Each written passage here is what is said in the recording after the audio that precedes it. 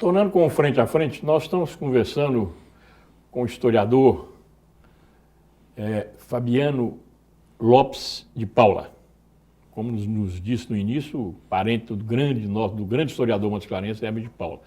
Ô Fabiano, você é do Instituto Histórico de Minas Gerais. Sim, funcionário de carreira. Servidor, né? Servidor. E fui também superintendente do IFAM em Minas Gerais. Por que Montes Claros tem deixado tão de lado essa parte histórica do patrimônio histórico? Porque lá, a Rua de Baixo, por exemplo, ainda tem alguma coisa, mas talvez seja uma das poucas partes da cidade que ainda conserva alguma coisa, mas estão derrubando quase tudo, né? Sim. Eu não diria que a figura de deixar de lado seja 100%. Porque há iniciativa, sim, de preservação. A Secretaria de Cultura, na década de 80, fez um trabalho com o IEFA, que foi o inventariamento dessas casas todas, né? Toda a cidade foi objeto de um inventário cultural. A parte de patrimônio cultural edificado, patrimônio arqueológico, e fizemos um grande dossiê, tá? E sugerimos a preservação de alguns prédios, né? Nem todos foram acatados e acolhidos e tombados, mas alguns sim. Os sobrados, altamente, foram tombados pelo município. Mas a rua, né, é feita de casas assobradadas e casas baixas, né? A história perpassa por todo esse ambiente, né? A paisagem de Montes Claros não é feita só de sobrados. E as casas térreas foram deixadas de lado para um dia serem tombadas. São casas Mas um simples tombamento não evita que o proprietário derruba, evita? Evita. Não teria que ser desapropriado, não? Não, desapropriado não, é outra figura. O tombamento não esbarra na propriedade. Você pode morar num bem tombado, você não perde sua propriedade. Você tem que zelar por ele, tá? Você tem que cuidar. Exercer uma tutela sobre o bem, tá? Pode alienar, pode vender, pode alugar, qualquer coisa. Só não pode derrubar. Só não pode derrubar, tá? Mas essa política, essa ação de preservação, melhor dizendo, não depende só do proprietário, tá? Isso carece de uma política pública por trás. Aí que eu acho que Montes Claros está recuado, deu alguns passos atrás, tá?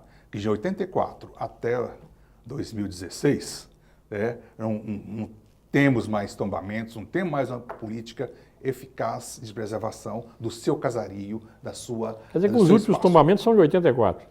Acredito que 84 a 85 foram tombados naquela época. De lá para cá não se tomba. De lá para cá não se tem tombamento, tá? E sequer restauração também.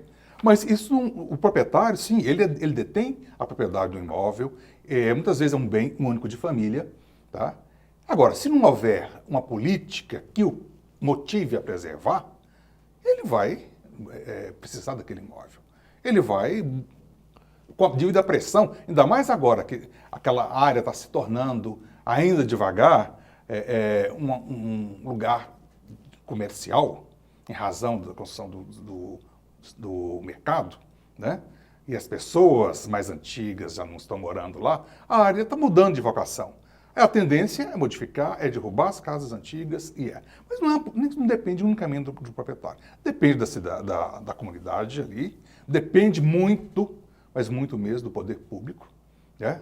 Do ente municipal, do prefeito, da Secretaria de Cultura e da universidade também, por que não? A universidade tem esse papel de motivar, de preservar, de mostrar a importância, de esclarecer, de fazer um trabalho educativo, né? E também, por que não, do próprio empresariado, por que não adotar uma daquelas casas para ser um escritório, né? É uma maneira de homenagear a cidade, homenagear a história da cidade, de onde aquele empreendimento que veio de fora está implantado.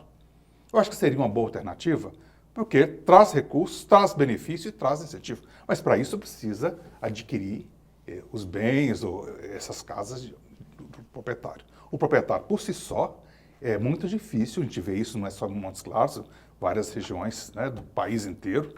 O proprietário só, o ônus não pode carregar unicamente esse ônus da preservação. A preservação é um elemento da cidade, de preservação da história da cidade. E o proprietário é apenas um desses elos. Fabiano, você tem mestrado e doutorado em arqueologia. Sim, eu tenho mestrado em arqueologia e tenho doutorado também em arqueologia e um pouco também de legislação, de patrimônio. Fiz em Aqui no Portugal. norte de Minas existe algum patrimônio assim, arqueológico? Talvez uma das maiores províncias arqueológicas brasileiras e mineiras esteja aqui no norte de Minas, E isso é preservado? preservado. Hoje, uma parte desse patrimônio tornou-se Parque do Peruaçu. E uma outra parte também, tão rica, tão importante, tornou-se Parque de Lapa Grande.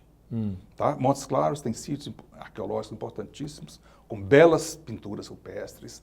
Que datam de quando?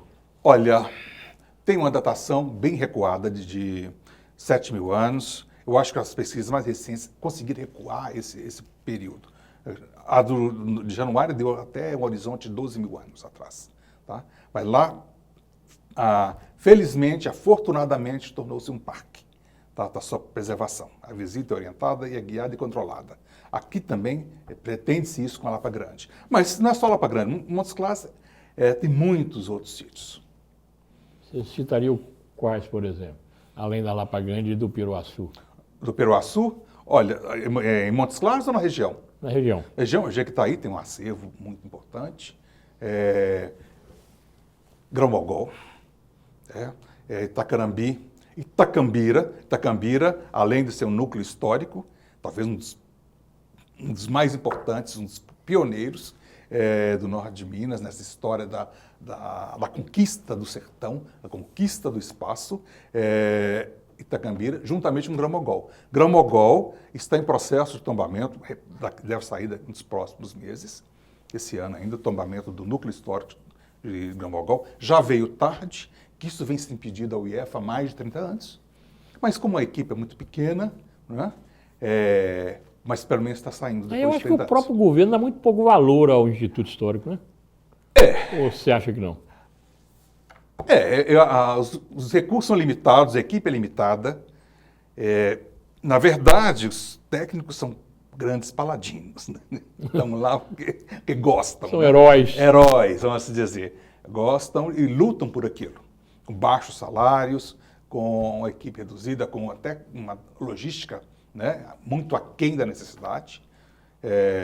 Mesma coisa, um exemplo aqui da Secretaria de Cultura, agora que tem uma sede magnífica, né? Mas poderia fazer muito mais se ela fosse melhor instrumentalizada, né? Mais técnicos, mais pessoas trabalhando, para fazer inclusive o inventário na zona rural de Montes Claros, na zona urbana mesmo desses casarios, do acervo de material, né? Que Montes Claros é muito rico. Por exemplo, o catopê, a culinária norte-mineira, merece destaque pela sua originalidade, pela sua autenticidade. E as festas de agosto, né, que é a paixão de todos nós, Montes Clarenses, você é Montes Clarense ou do São Francisco? Eu sou. Meu pai Mas qualquer jeito é da região. Meu pai é Montes Clarense, porque ele nasceu em Francisco Sá, mas na época que ele nasceu, Francisco Sá era distrito de Montes Claros. Então eu tá sou vendo. Belo Horizontino, mas moro em Montes Claros desde 59. Mas você conhece e aprecia a festa de agosto. Não acho que não tem Montes Clarense que não aprecia. Né? Não tem. E é uma coisa assim, você já quer falar de festa de agosto? Podemos falar, ué. Podemos falar? Tá. Festa de agosto Você não tem vontade de escrever sobre as festas de agosto, não? Eu até escrevi recentemente, tá? Saiu uma coluna não foi só sobre festa de agosto, foi sobre... Não, mas escrever assim, historicamente. Sim, fiz um esboço juntamente com a Igreja do Rosário. E eu cito um pouco da história dos catopês. Eu acompanhei os catopês durante muitos anos, né, quando eu era pequeno, esse período de...